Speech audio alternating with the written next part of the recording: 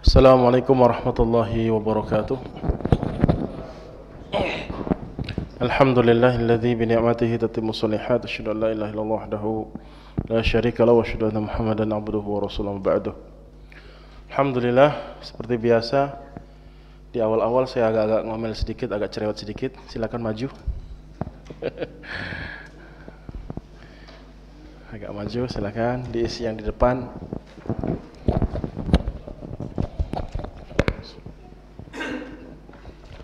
Semakin dekat, semakin rapat, semakin hangat. Alhamdulillah, kita bersyukur pada Allah Subhanahu wa taala atas segala nikmat yang Allah berikan kepada kita semua, terkhusus pada saat ini di mana Allah jadikan kita semua salah satu dari hamba-hamba Allah Subhanahu wa taala yang senantiasa mengingatnya, yang mengamalkan surat Al-Ahzab ayat 41, 42, 43, di mana kita diperintahkan untuk memperbanyak mengingat Allah Subhanahu wa taala. Ya ayyuhalladzina amanu dzkurullaha dzikran katsira. Wahai orang yang beriman, perbanyaklah kalian semua untuk mengingat Allah Subhanahu wa taala. Dan zikir yang paling afdol adalah menuntut ilmu agama. Zikir yang paling afdol adalah memahami kalimat la ilaha illallah, memahami Al-Qur'an, memahami hadis-hadis Nabi Muhammad SAW yang sahih sesuai yang diinginkan oleh Allah dan Rasulnya SAW. Salawat serta salam semoga Allah Subhanahu wa taala mencurahkan kepada baginda Nabi kita tercinta Nabi Muhammad SAW yang telah mengajarkan kepada kita semua segala sesuatu, yaitu menunjukkan bahwasanya satu-satunya agama yang sempurna, agama yang betul-betul lengkap, memberikan sebuah petunjuk pedoman kepada seluruh umat manusia dan jin untuk mendapatkan kebahagiaan hidup di dunia saat ini, kelak pula di akhirat kita kelak, di mana semuanya diajarkan oleh Rasulullah SAW. Maka kita bersyukur kepada Allah Subhanahu wa taala, kita dijadikan semua oleh Allah Subhanahu wa taala sebagai pengikut Nabi Muhammad SAW yang sejati. Amin ya rabbal alamin. Alhamdulillah, ini pertemuan yang ketiga dari tafsir surat Al-Fatihah. Kemudian kajian khusus tentang masalah tafsir sampai kita menyelesaikan surat Al-Fatihah, Al-Baqarah, Ali Imran dan seterusnya.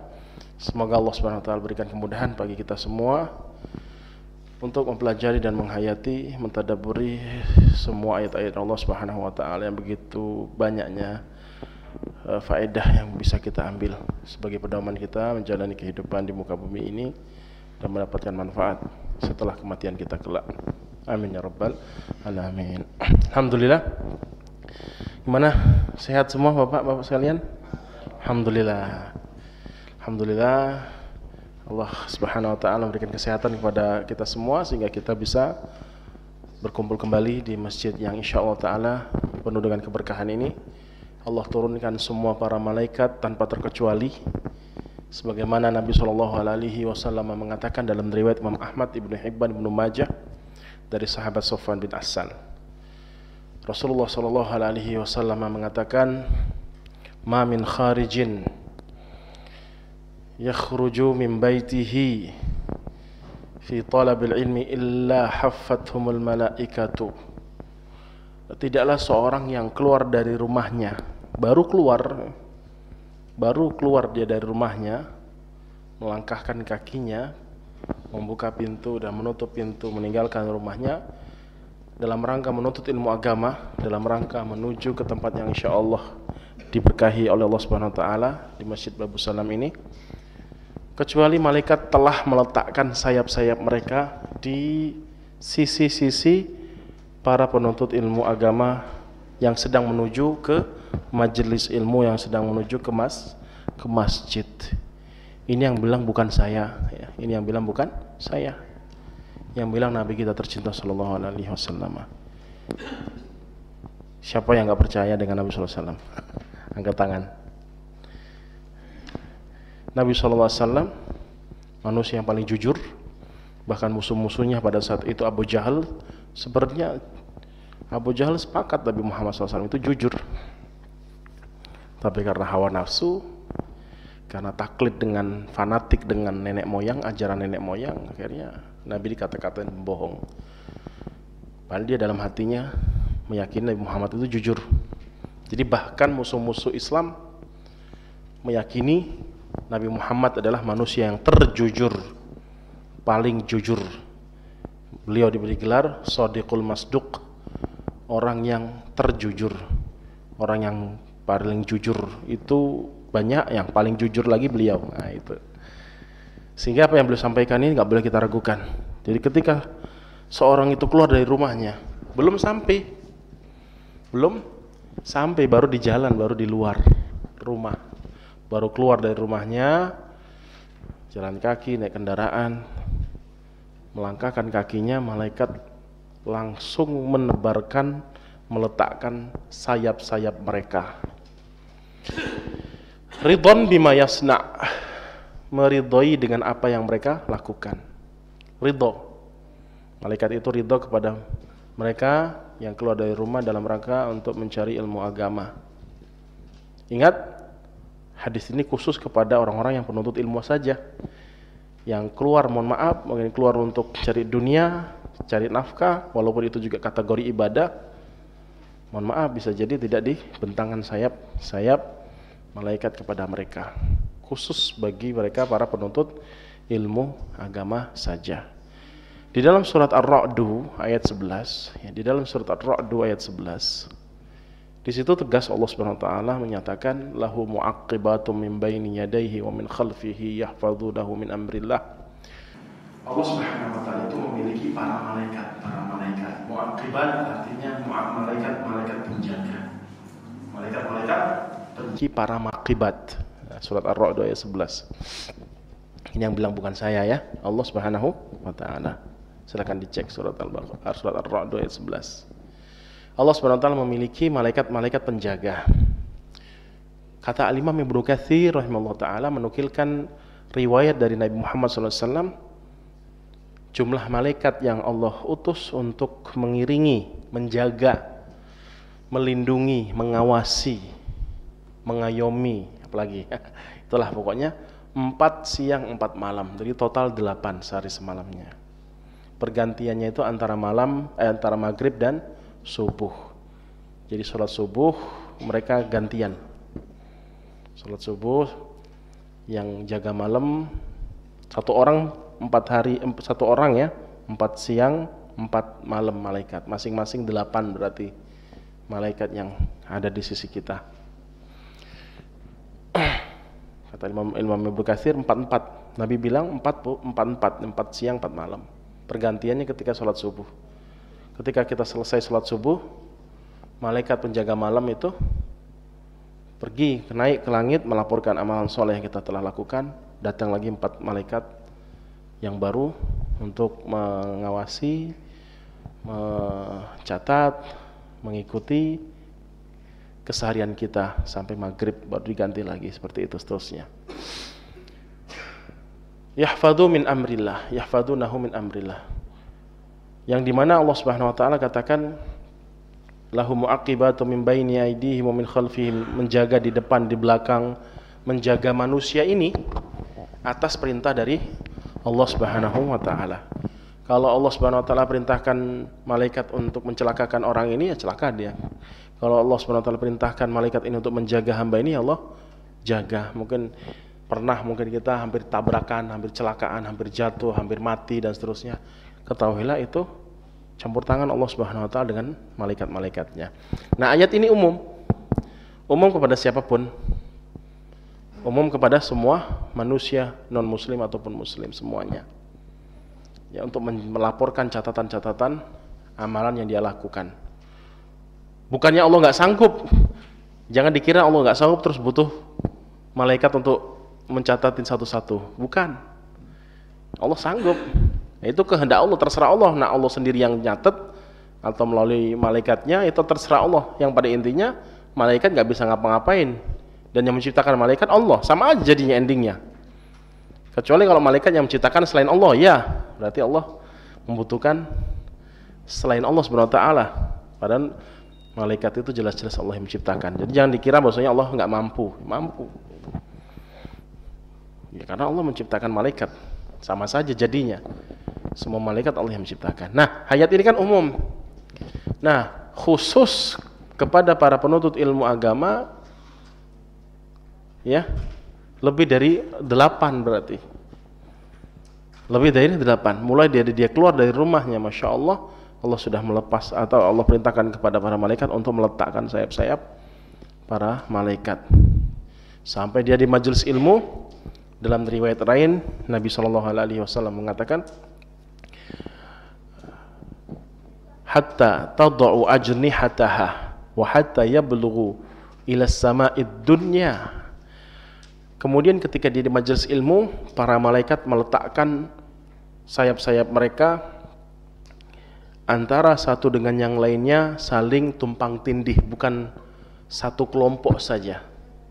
Bukan satu kelompok saja yang meletakkan sayap-sayap mereka, sayap-sayap para malaikat, tetapi banyak kelompok, sampai-sampai mereka saling tumpang tindih, saling menaiki antara satu dengan yang lainnya, sehingga jumlah mereka sampai menuju ke langit dunia. Jadi numpuk jumlah malaikat ini sampai ke langit dunia.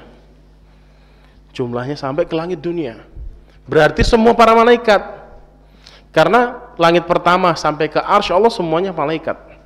Semuanya malaikat Allah SWT. Dan malaikat itu menaungi para penuntut ilmu agama ini sampai kepada langit dunia, sampai langit dunia, dan antara pintu langit dunia dan pintu langit pertama full penuh menaungi para penuntut ilmu agama. Khusus bagi mereka saja. Khusus bagi mereka saja. Tapi nggak kelihatan, Ustaz, gimana nih? Mana ada. Silakan percaya atau tidak, terserah. Yakini Allah dan Rasulnya tidak mungkin berbohong. Kalau Anda mau mencari bukti, ya silakan mati dulu, baru cek. Oh ternyata betul, nggak bisa balik lagi. Kasihan deh lo, ya kan? Jadi banyak orang nggak yakin, ya namanya goib ya, ujian. Namanya goib itu kan ujian. Siapa yang percaya, siapa yang enggak, ya terserah. Kalau mau cari bukti dulu baru iman, baru beriman, ya udah mati dulu.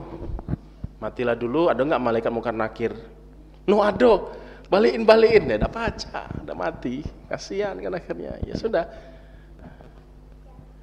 Ya, harus kita paksakan diri ini, kalau nggak percaya, paksakan percaya. Nah, apa maksudnya kira-kira?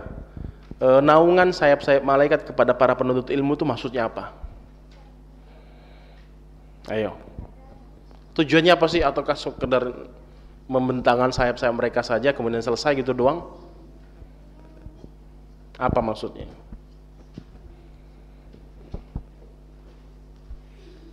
Gak ada yang tahu. Menolong,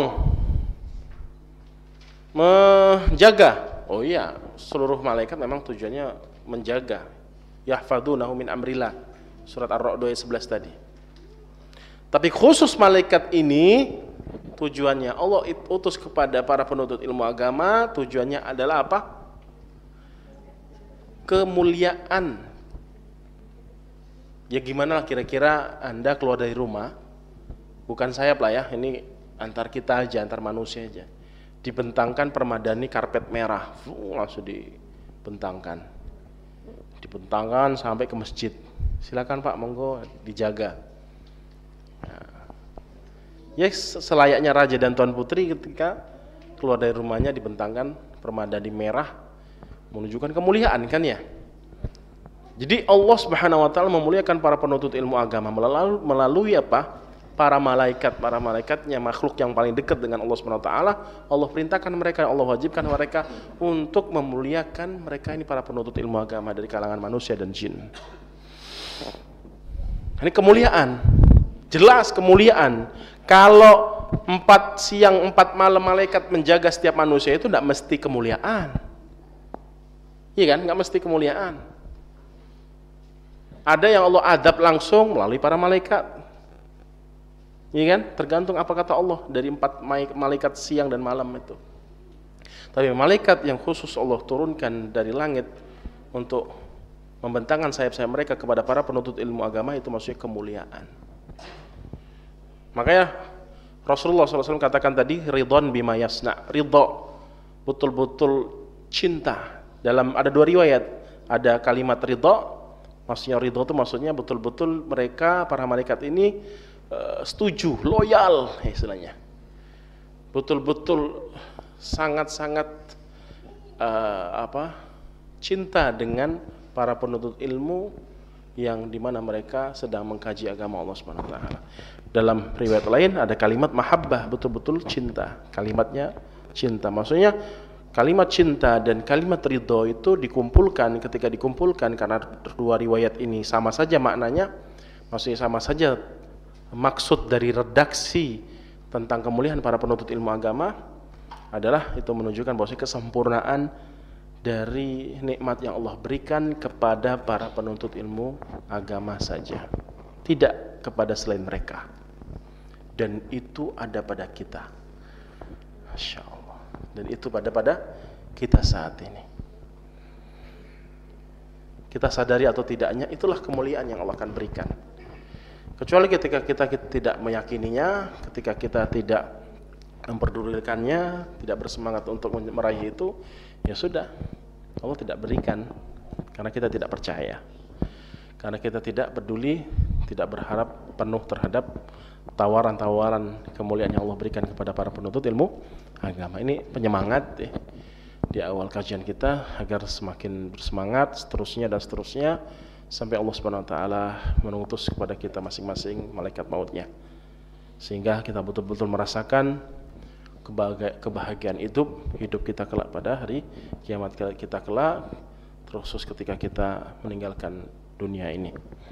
Ya, itu yang pertama, penyemangat untuk diri saya pribadi dan kepada teman-teman sekalian, kepada bapak sekalian dan ibu-ibu sekalian dengan Allah Subhanahu Wa Taala. Kita lanjutkan tafsir surat Al-Fatihah yang sudah kita bahas. Yang terakhir itu kita sampai kepada ayat yang kedua ya. Masih pertama, kedua itu belum selesai. Alhamdulillahirrabbilalamin. Masya Allah, lengkap banget penjelasan Al-Imam Ibnu Katsir itu. Kalau kita baca itu Masya Allah, banyak banget ininya, pernyataan beliau. Beliau nukilkan dari ini, Rasulullah bilang kayak gini. Terakhir yang saya tambahkan, poin penting juga tentang makna Alhamdulillahirrabbilalamin. Kemarin itu kalau nggak salah terakhir itu Alhamdulillahirrabbilalamin itu saya jelaskan bahwasanya kalimat itu adalah kalimat yang mewakili semua nikmat kan ya. Nikmat Allah kan banyak banget tuh, coba silakan hitung.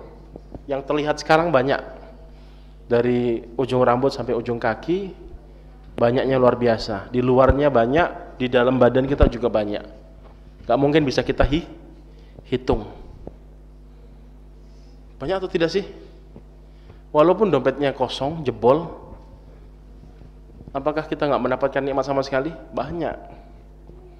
Kapan ketika kita merasakan itu nikmatnya luar biasa? Ketika diambil. Ketika diambil baru terasa, oh ternyata itu nikmat luar biasa.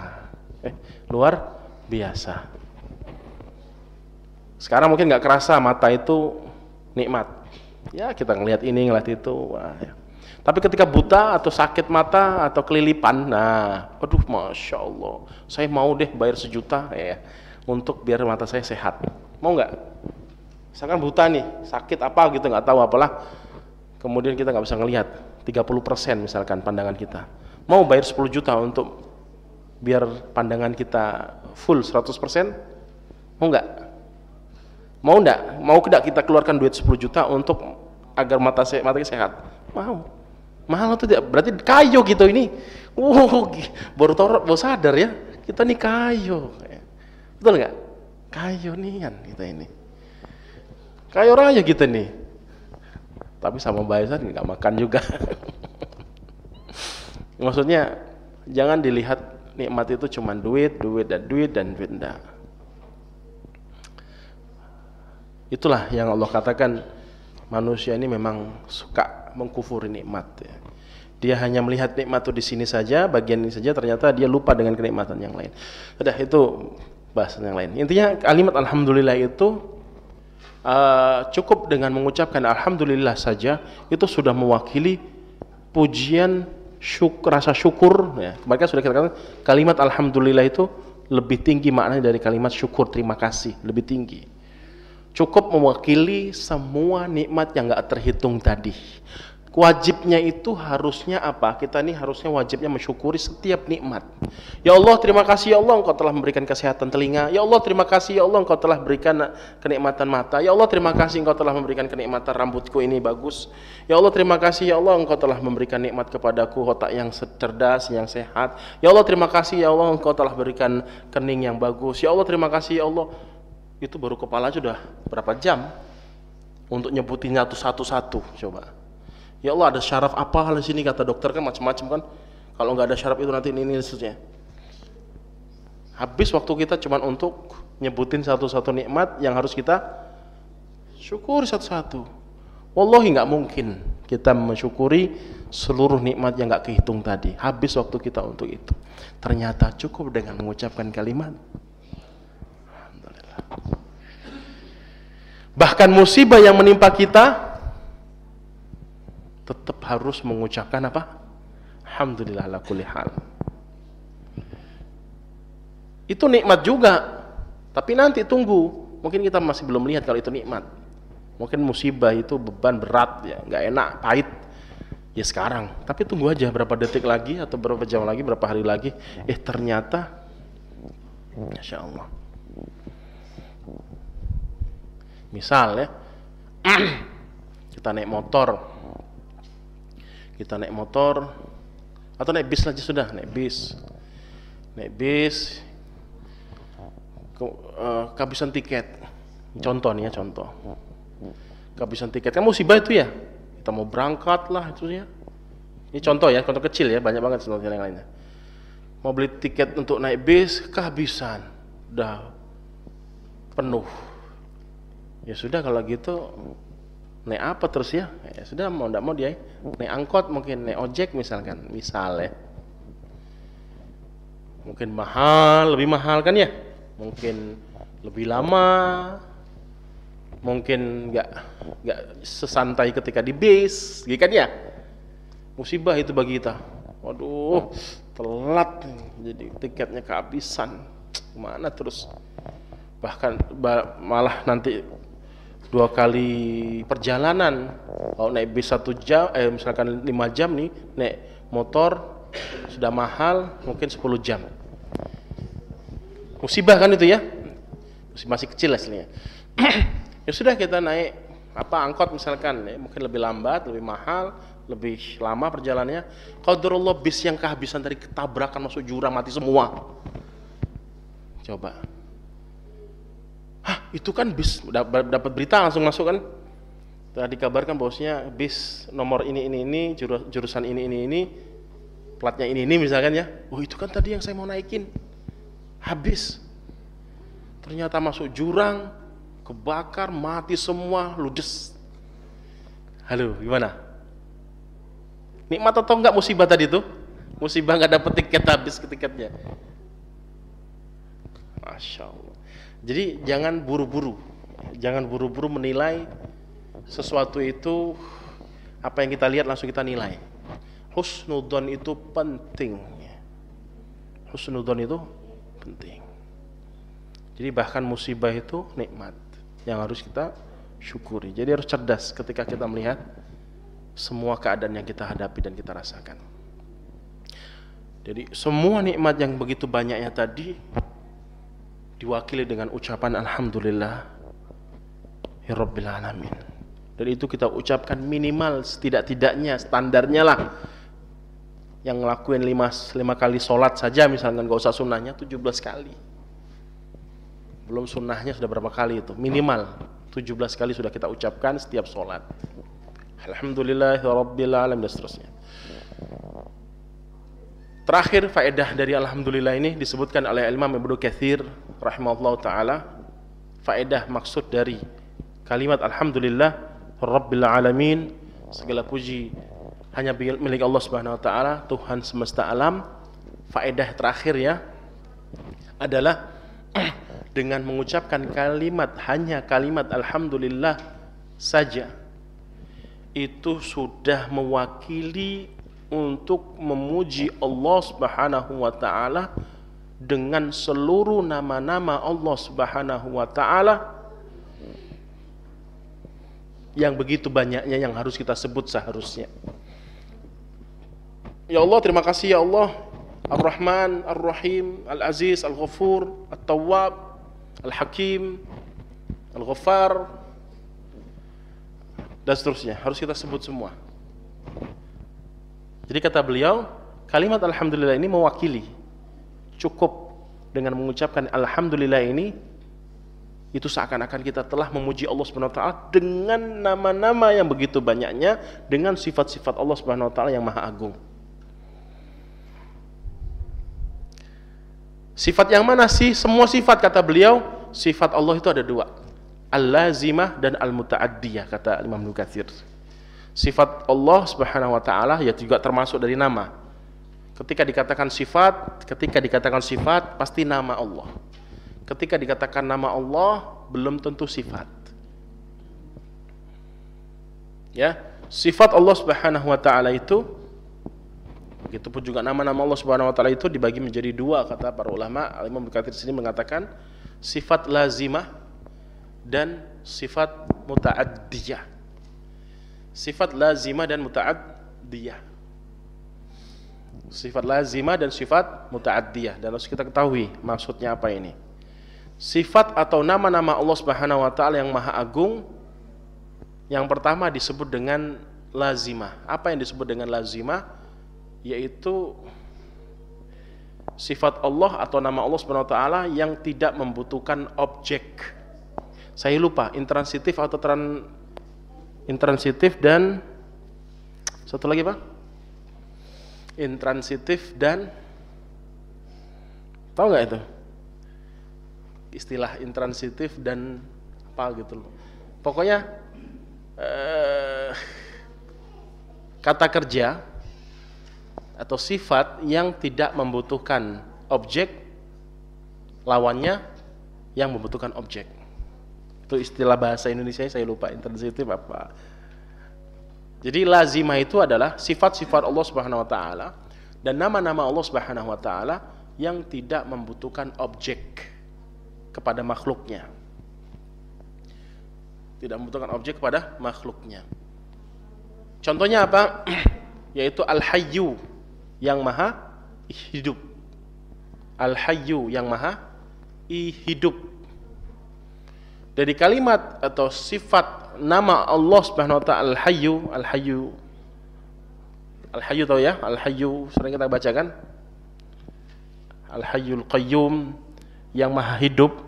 Itu nama Allah dan sifat Allah Subhanahu wa taala yang tidak membutuhkan objek. Maksudnya apa? Yaitu memang berdiri sendiri untuk memuliakan dan mengagungkan Allah Subhanahu wa taala, di mana Allah Subhanahu wa taala itu maha hidup tanpa ada yang menghidupkan Allah atau mematikan Allah Subhanahu wa taala, dan Allah Subhanahu wa taala tidak didahului sebelumnya sesuatu dan tidak diakhiri setelahnya dengan apapun. Maksudnya abadi, kekal abadi selama-lamanya. Itu sifat Al-Hayyu, salah satu dari sifat Al-Lazimah. Al-Lazimah. Maksudnya nggak butuh objek, nggak membutuhkan objek. Allah maha hidup. Jangan dikira Allah maha mati. Jangan. Allah maha hidup. Nah, maha hidupnya ini tidak diawali kehidupannya dengan kehidupan lain. Maksudnya tidak ada sesuatu apapun yang mendahului kehidupannya sebelum Allah Azza wa Jalla. Jangan dikira ada yang hidup duluan sebelum Allah.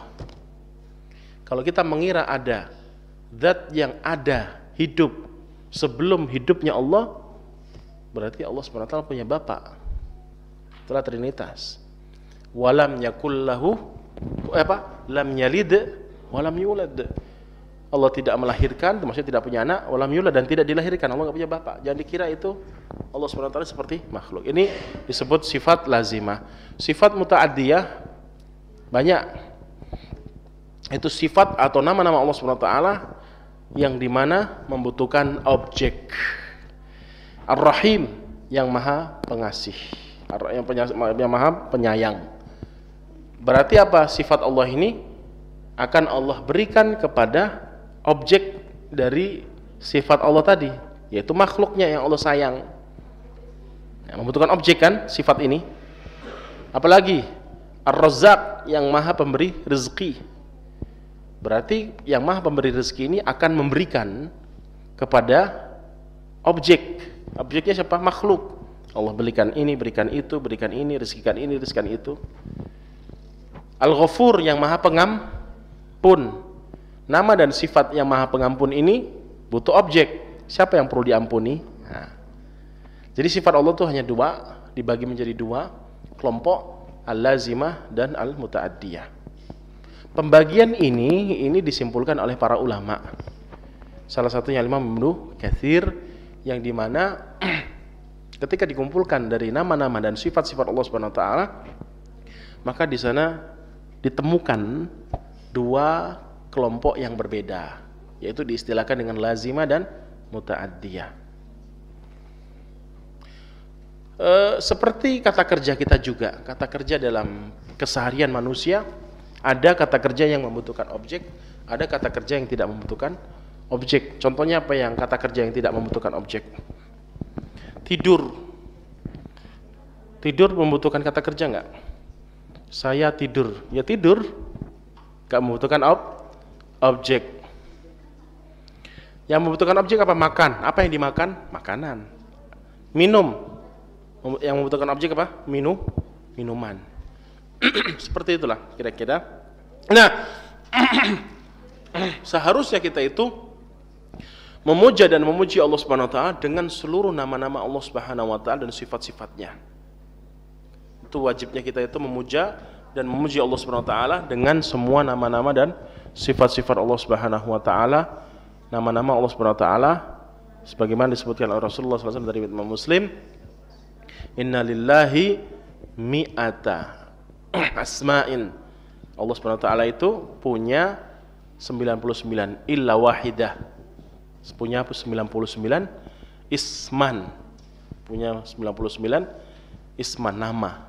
Illa wahidah. Man ahsaha dakhalal jannah. Barang siapa menjaga 99 nama Allah tadi, dia akan masuk syurga. Nah, itu terakhir dari lafaz alhamdulillah. Jadi jangan pelit ya, jangan pelit untuk sering-sering mengucapkan kalimat alhamdulillah. Alhamdulillah. Bahkan tingkatan mukmin yang paling tinggi di sisi Allah, saya ulangi lagi, bahkan tingkatan mukmin yang paling tinggi di sisi Allah Subhanahu wa taala adalah ketika dia mendapatkan musibah, dia bersyukur kepada Allah dengan menyebut kalimat alhamdulillah. Naudzubillah, jangan sampai, ini contoh ya, jangan sampai, bukan saya nunjukin ini terus kita berharap seperti itu, jangan. Ada seorang kecelakaan, patah kaki, patah tangan, masih hidup, putus-putus semua. Ih, ngeri juga ya. Misal gitu ya, dia bilang di dalam dirinya atau dia ucapkan alhamdulillah. Ya Allah, terima kasih ya Allah, Engkau telah memberikan aku nikmat yang luar biasa. Waduh, nikmat dari mana? Logika nggak masuk. Ini disebutkan oleh para ulama. Al-Imam Ibnu Qayyim, salah satu contoh para ulama kontemporer, Syekh Muhammad Shalih Al-Utsaimin dalam kitabnya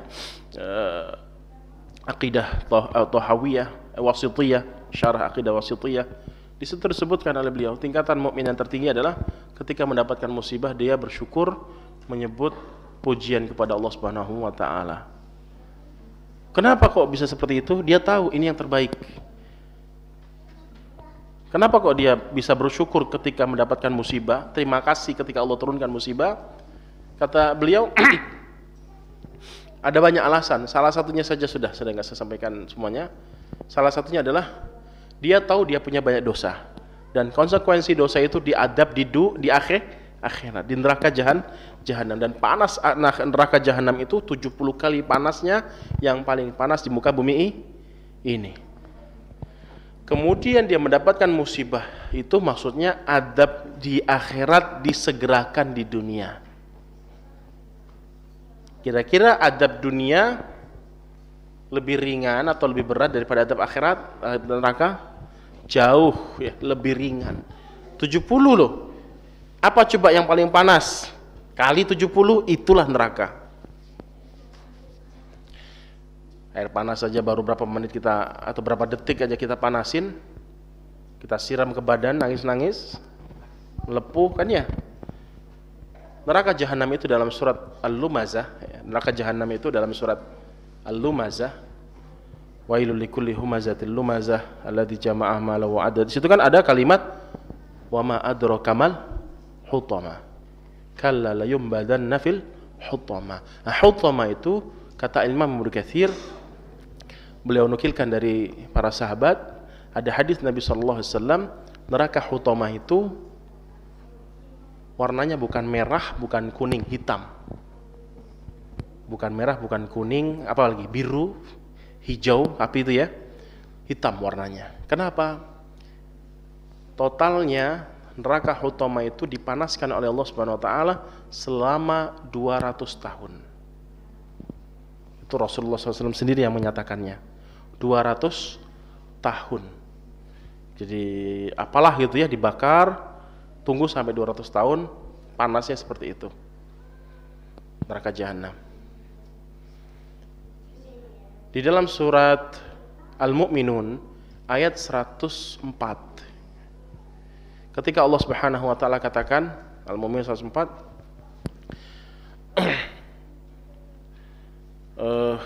surat Al-Mu'minun ayat 104 itu. Coba lupa awalannya saya. Ada yang ketemu? Awalannya apa? Yaumat talfahu wujuhahumun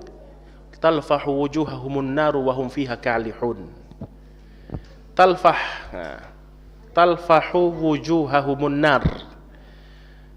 Orang-orang yang akan dimasukkan ke dalam neraka jahanam itu akan ditalfah.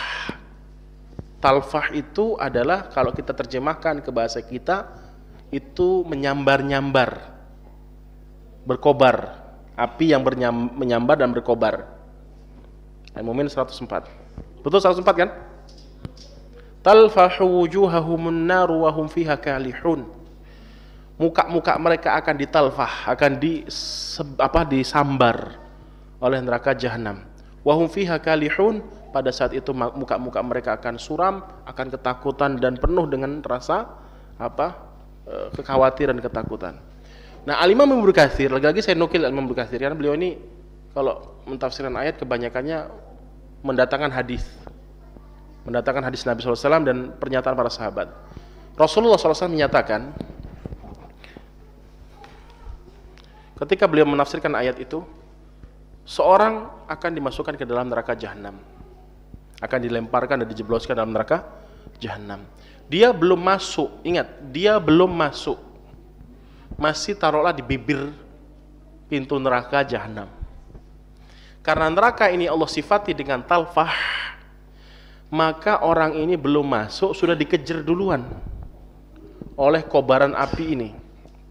Disambar itu orang masih belum masuk dalam neraka jahanam, masih jauh, belum nyemplung, belum masuk. Neraka jahanam akan mentalfah ya. Mentalfah itu ya kita berarti talfah wujuh, akan mengejar dan membakar, menyambar orang yang mau dimasukkan tadi, padahal belum dimasukkan ke neraka jahanam, dibakar dari ujung rambut sampai ke tumit, hilang kata Nabi SAW. Tersisa sebagian kecil dari tumit dia. Sambar singkat langsung hilang, tumit dia hilang. Tersisa sedikit tumitnya. Api apa yang bisa membakar orang langsung berapa detik, gak sampai 1 detik sudah hilang.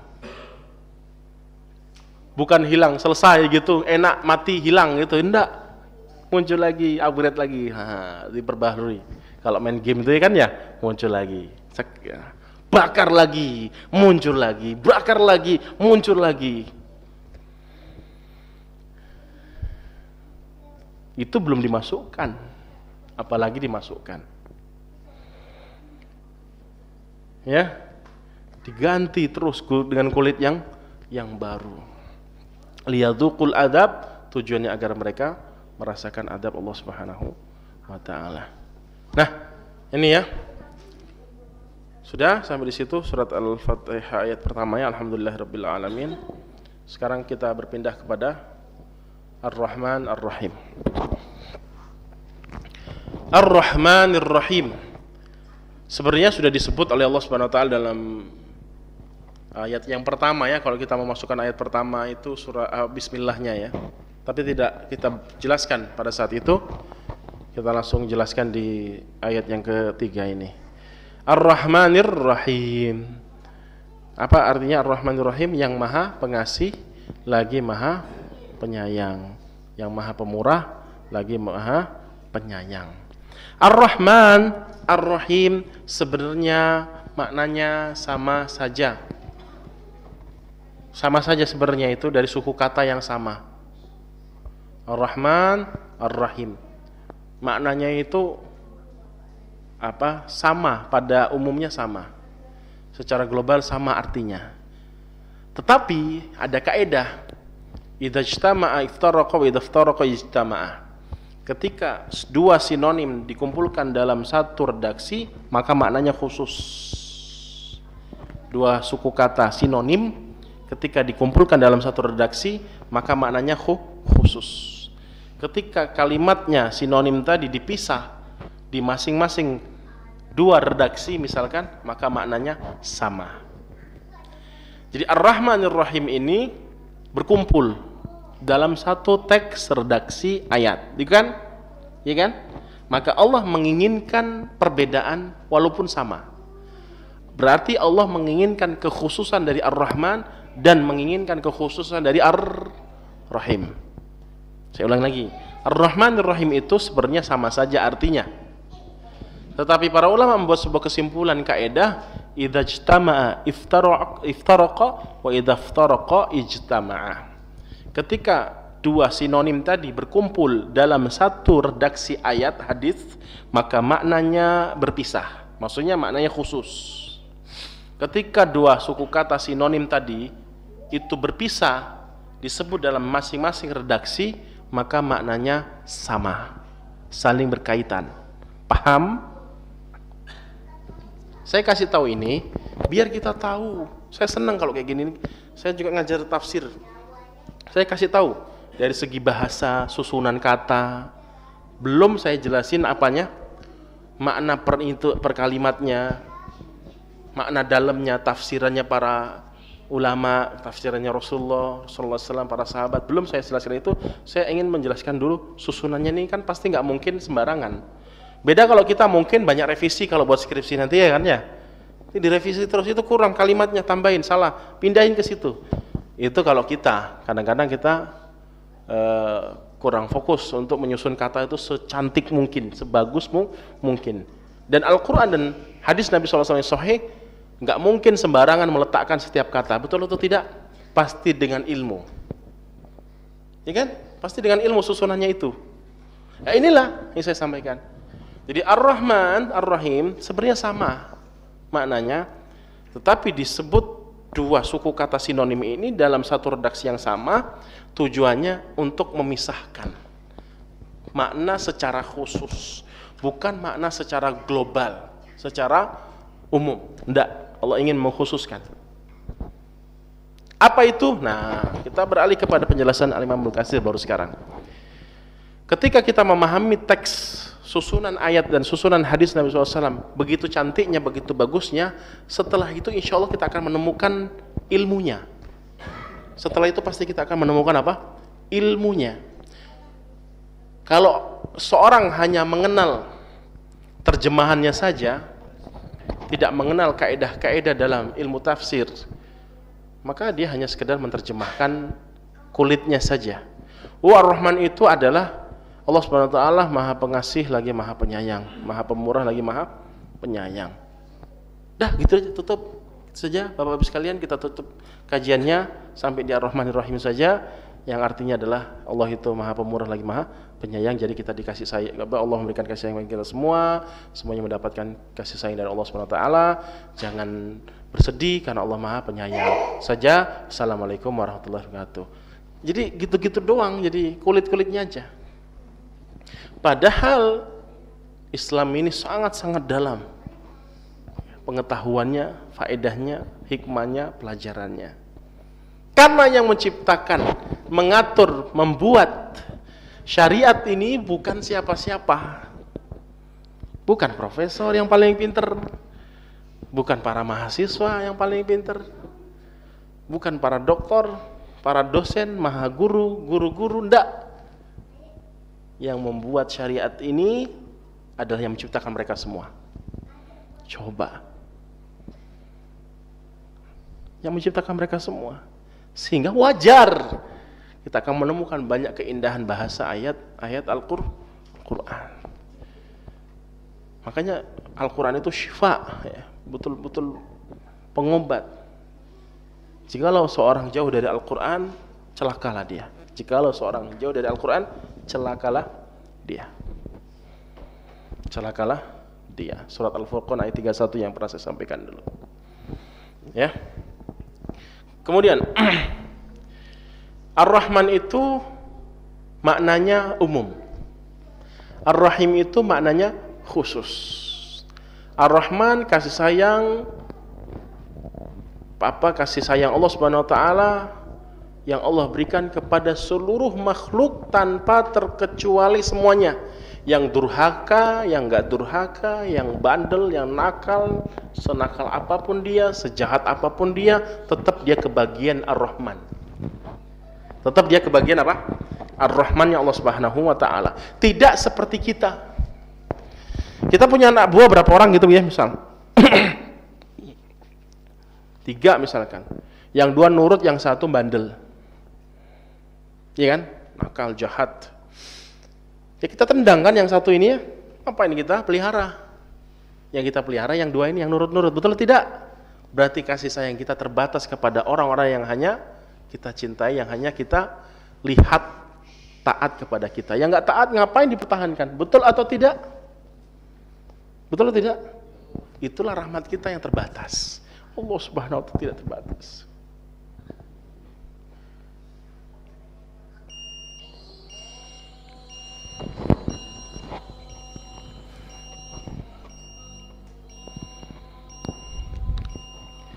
Saya kita adzan ya, atau saya tambahkan sedikit ya. Rasulullah SAW mengatakan dalam riwayat At-Tirmidzi, sedikit aja. Rasulullah SAW mengatakan dalam riwayat At-Tirmidzi, beliau menyatakan, "Lau kanatid dunya ta'dilu indallahi janaha ba'udah." Jikalau dunia ini setara nilainya dengan 1 sayap nyamuk. Dunia ini seluruhnya setara dengan 1 sayap nyamuk. Tapi andai-andai Nabi, jikalau, berarti kan tidak. Namanya jikalau kan berarti kan tidak pada dasarnya.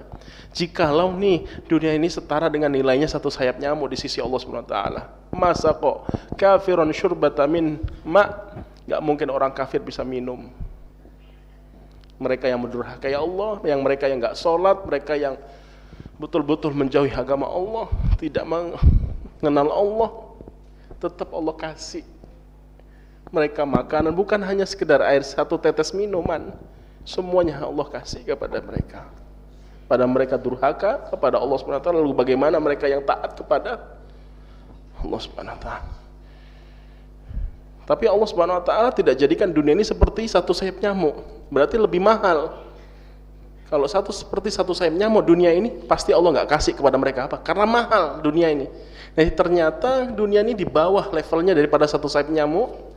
Bukan kepala nyamuk, bukan buntutnya nyamuk, bukan badannya nyamuk, tapi 1 sayap nyamuk di bawah dunia ini, jauh di bawah nilainya seperti 1 sayap nyamuk di sisi Allah SWT, sehingga mereka bisa mendapatkan nikmat di dunia ini. Lalu bagaimana yang taat kepada Allah Subhanahu wa taala? Saja yang bisa saya sampaikan, insyaallah kita akan lanjut lagi habis salat. Wa akhiru da'wana alhamdulillahi rabbil alamin. Assalamualaikum warahmatullahi wabarakatuh. Bismillahirrahmanirrahim. Assalamualaikum warahmatullahi wabarakatuh. Waalaikumsalam warahmatullahi wabarakatuh. Alhamdulillah, selalu kita lagi terakhir setelah itu tambahkan jamnya. Tadi terakhir kita membacakan hadis penting untuk kita pahami secara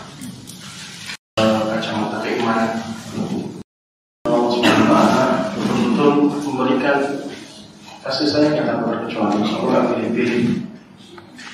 Kenapa Allah jadikan dunia ini ternyata lebih hina daripada satu sayap nyamuk, lebih murah, lebih hina di mata Allah SWT dunia ini daripada satu sayap nyamuk. Jika Allah sama nilainya, dunia dengan satu sayap nyamuk itu setara nilai harganya di sisi Allah. Tapi kalau secara logika nggak mungkin, masa sih dunia semesta yang mahalnya luar biasa ini kok nggak kalah ya nilainya daripada satu sayap nyamuk. Siapa yang mau beli satu sayap nyamuk? Sekarang ada yang jual satu sayap nyamuk. Silakan siapa bapak ibu sekalian mau beli satu sayap nyamuk dari saya jual sayap nyamuk misalnya. Saya banding harga sudah 1.000 aja, mau sama mahal. Ada yang mau beli? Nggak ada. Ya sudah, saya banding lagi 100 perak, nggak ada yang mau beli juga. Ya sudah, gratis saja, saya mau, nggak ada yang mau. Jadi suka-suka Allah SWT ingin menyamakan sesuatu yang mungkin jauh berbeda. Ini membedakan sesuatu yang mungkin sebenarnya sama. Ini terserah Allah SWT. Itu hak prerogatif Allah SWT. Allah jadikan dunia ini lebih hina, lebih murah daripada satu sayapnya. Belum kepalanya, belum buntutnya, belum badannya. Nah kalau terjadi misalkan sama nilainya, dunia alam semesta ini senilai, harganya seperti satu sayap nyamuk, berarti kan lebih mahal atau sama ratanya mahalnya. Nggak mungkin mereka bisa membeli satu titik atau satu tetes air minum yang harus mereka teguk untuk mengisi kerombongan mereka. Nggak mungkin, kenapa mahal dunia ini? Ternyata Allah jadikan lebih murah, istilahnya lebih hina daripada satu sayap nyamuk. Itu menunjukkan apa? Allah Subhanahu wa Ta'ala betul-betul telah memberikan apa yang mereka inginkan dari kenikmatan dunia. Allah adil gitu. Silakan pesta-pesta apa yang koyalah, suka-suka kalian untuk mendapatkan kenikmatan di dunia. Tapi ingat, kalian akan merasakan azab yang berat, yang besar. Surga untuk kalian di dunia itu orang-orang yang mendurhakai Allah Subhanahu wa Ta'ala, dan surga hanya untuk orang beriman setelah di dunia ini. Jadi Allah adil. Allah SWT betul-betul adil. Makanya Rasulullah SAW mengatakan dalam riwayat Imam Ahmad, inna dunya sijnul mu'min. Dunia ini penjaranya buat orang mukmin, ujian, bukan ujian. Kita dituntut beribadah, kita dituntut untuk menjauhi apa-apa yang dilarang, aslinya kita senang untuk melakukan tersebut, dilarang kita untuk melakukannya. Maksudnya terlihat beban, harus ini, harus itu, harus ini, harus itu. Perempuan harus pakai jilbab, laki-laki harus ke masjid terus ke bawah, harus ini, harus itu. Kelihatannya beban. Beda kalau selain kaum muslimin. Atas terang tidur-tidur sampai jam 7 sampai 8, tidak ada aturan harus bangun jam 3, tahajud, sholat subuh, terserah, cari dunia, terserah. Tapi seorang mukmin diatur betul. Nah, harus ini, harus. Kelihatannya kayak penjara. Itu dari segi ibadahnya mungkin banyak bebannya harus dia lakukan. Belum lagi dia diuji dengan berat yang menjalani kehidupan di muka bumi ini. Banyak ujian yang harus dia lewati. Wa jannatul kuffar kata Allah SWT, dan surganya bagi orang-orang kafir. Kenapa? Gak ada istilah haram, gak ada istilah halal, semuanya boleh mereka lakukan, bebas. Sehingga hadis ini menunjukkan bahwa Allah SWT betul-betul maha adil. Maha adil pada seluruh makhluk-makhluknya, dalam artian Allah SWT telah memberikan jatah masing-masing kenikmatan yang Allah bagikan kepada seluruh makhluk. Ulang ya, siapa yang tadi? Habibnya. Tadi bertanya, kenapa Ustaz nangis? Terakhir tadi kenapa Ustaz nangis? Ya saya bilang, yang penting juga saya sampaikan kenapa seperti itu. Maksudnya hadis tadi itu yang dunia ini lebih indah daripada satu sayap nyamuk itu, maksudnya adalah itu bukan hanya untuk orang kafir saja. Untuk seorang muslim yang maksiat pun juga termasuk ayat hadis tadi. Jadi mereka yang nggak mau beriman kepada Allah SWT tetap bisa makan, bisa menikmati dunia, bisa bernafas, bisa melihat, mendengar, dan seterusnya. Bukan khusus hadis itu untuk orang kafir, tidak, orang muslim muslimah pun juga masuk dalam hadis tersebut, yang dimana mereka bermaksiat kepada Allah SWT. Kita berapa kali maksiat sehari semalam? Coba perhatiin. Berapa kali kita bermaksiat, berapa kali kita lupa lalai untuk mengingat Allah, untuk memenuhi hak Allah SWT, memenuhi hak sesama makhluk. Berapa kali kita bermaksiat? Maksiat di rumah, di jalan, di kantor, di sekolahan, dimanapun kita mungkin adalah yang kita lakukan dari maksiat sedikit atau banyak. Tapi tetap Allah jaga kita. Allah tetap kasih makan kita, Allah berikan kesehatan kita, Allah tetap berikan apa yang kita inginkan. Coba bayangkan, setiap orang bermaksiat langsung diadab. Bagaimana cerita? Setiap maksiat langsung diadab. Bisa. Pasti semua orang harus beriman. Kan itu syarat untuk mendapatkan kenikmatan duniawi, harus beriman. Maka semua orang akan beriman. Nah, ini juga ujian di sisi lain. Jadi yang membuat kita bersedih, saya dan bapak sekalian, ibu sekalian, kita masih aja bermaksiat, tapi tetap Allah sayang gitu. Sayang sama kita. Tadi kan sudah saya ilustrasikan. Kita seorang bos di suatu perusahaan, punya karyawan banyak. Yang kita pertahankan kan orang-orang yang rajin sesuai dengan aturan kita. Kita sudah buat aturan, kita sudah buat SOP pekerjaan di tempat kita, perusahaan kita. Yang kita pertahankan yang orang-orang yang rajin-rajin aja kan, yang nurut sama tuannya, sama bosnya kan itu. Yang bandel-bandel gimana? Apakah kita pertahankan untuk jadi pegawai kita, karyawan kita? Kan kita tendang. Betul tidak? Kita buang dia. Itu hukum alamnya seperti itu harusnya. Tapi Allah tidak seperti itu. Berapa kali maksiat yang kita lakukan, setiap kali kita bertobat maksiat lagi, bertobat maksiat lagi, bertobat maksiat lagi, bertobat maksiat lagi, Allah enggak tuh langsung Allah adab kita. Allah tetap bisa memberikan apa yang Allah inginkan untuk kita. Kita bisa makan, bisa minum, bisa bernafas, bisa melihat, mendengar, menikmati duniawi. Walaupun kita berkali-kali maksiat kepada Allah, sedikit yang saya sedih. Saya tahu sendiri akan dosa-dosa yang saya lakukan. Tapi tetap Allah berikan kasih sayang kepada saya.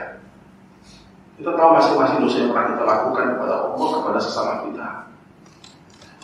Tetapi tidak lantas Allah langsung menghadap Anda. Allah langsung memberikan kesempatan Anda, Allah berikan kasih sayang kepada Anda. Padahal logikanya ketika kita mendapati orang-orang yang tidak menuruti perintah kita, kita pasti akan murka kepadanya. Ya Allah tidak. Bisa meluaskan rahmat Allah berikan kepada siapapun. Maka malu sebenarnya ketika kita mati nanti. Allah ampuni dosa kita. Kita malu di hadapan Allah SWT dengan membawa dosa yang begitu banyak, tiba-tiba Allah mengampuni dosa-dosa kita. Allah hapuskan semua dosa-dosa yang kita lakukan. Kemudian Allah masukkan kita dalam surga. Padahal banyak sekali maksiat yang kita lakukan. Itulah tanda besarnya rahmat Allah kepada seluruh makhluk-makhluk, khusus kepada orang-orang yang beriman, khusus kepada orang-orang yang dekat kepadanya, kepada Allah Subhanahu wa Ta'ala. Saja yang bisa saya sampaikan, semoga sedikit ini menambah kualitas keimanan kita. Jadi pas banget pertanyaan Bapak tadi, apa yang kita lakukan ini Pak? Cara kita ingin mendapatkan roh tadi. Bedakan sebelum Anda mendengarkan kajian kita dan sesudah sekarang. Beda. Beda pasti insya Allah. Itu sudah masuk taufik dalam hati kita. Kita bersyukur. Apa yang saya sampaikan tadi masuk dalam hati. Atas izin Allah SWT, bukan karena saya memiliki istimewa dari Allah SWT. Ya, apa yang kita lakukan ini salah satu cara kita mengharapkan Allah SWT. Semoga Allah SWT memberikan taufik, kecintaan kepada kita semua sehingga kita bisa bertemu dengannya, melihat wajah Allah SWT bersama Nabi Muhammad SAW. Assalamualaikum warahmatullahi wabarakatuh.